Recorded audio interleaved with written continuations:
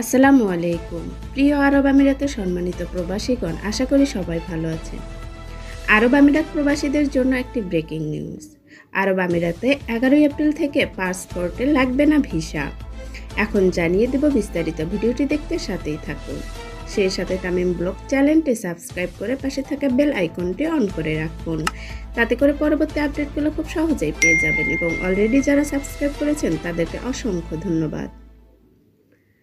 সংযুক্ত আরব আমিরাতের প্রবাসীগণ আসছে আগামী 11 এপ্রিল 2022 তারিখ থেকে নতুন যে সকল প্রবাসী বা ব্যবসায়ীগণদের ভিসায় স্ট্যাম্পিং হবে সেটা আগের ন্যায় এখন আর পাসপোর্ট কোনো প্রকার স্টিকার ভিসা লাগবে না।